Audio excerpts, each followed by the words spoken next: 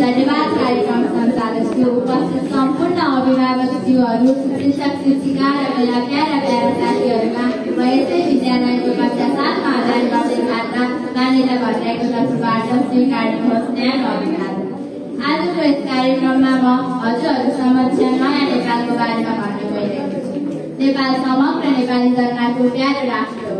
नेपाल भूमि हाम्रा पुर्खाहरूको अर्थक परिश्रम र मेहनतका साथ निर्माण भएको प्राकृतिक सम्पदाले सम्पन्न अनुपम देश हो। हाम्रो देश प्राकृतिक, सांस्कृतिक र जाति विविधताका दृष्टिले सम्पन्न हुँदाहुँदै पनि विभिन्न कारणले भौतिक विकासका सम्बन्धमा अन्य विकसित मुलुकको तुलनामा पछि परिरहनु सम्पूर्ण नेपाली जनताको लागि दुःखको कुरा हो। वर्तमान समयमा नेपाली जनताको एकमात्र चाहना नयाँ नेपाल हो। नेपाल देश आफैमा गौरवशाली इतिहास बोकेको देश हो। नेपाली जनता आफ्नो इतिहासको यही गौरव गुम्न दिन चाहँदैनन्। नेपालीहरूले चाहेको नयाँ नेपाल भनेको भौतिक आर्थिक रूपमा समृद्ध नेपाल हो।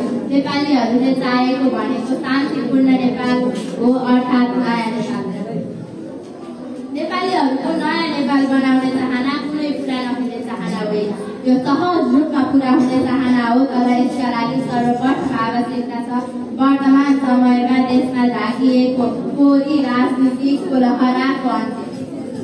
अहिले हाम्रो देश केही मुठीभर भ्रष्टहरूको हातमा भएकाले नेपालीहरूको नयाँ नेपाल बनाउने चाहनामा बाधा पुगेको हो। तर समयको छालसँगै पार्वतीकर बगेर गए जस्तै राजनीतिक अस्थिरताको खेल बगेर जानेछ र सम्पूर्ण नेपाली जनताको एकताबद्ध प्रयासबाट नयाँ नेपाल निर्माण हुनेछ भन्ने कुरामा सम्पूर्ण नेपाली जनता विश्वस्त छ। भ्रष्टाचारले मकिएको नेपालको जब नयाँ बनाउन सकियोस् र ढुक्कको जीवन जिउन सकियोस् भन्ने कुरामा सम्पूर्ण नेपालीहरूको हृदयको पुकार रहेको छ। आज प्रत्येक नेपालीको साथसँगै भनिरहेको छ समृद्ध नेपाल अर्थात् नयाँ नेपाल।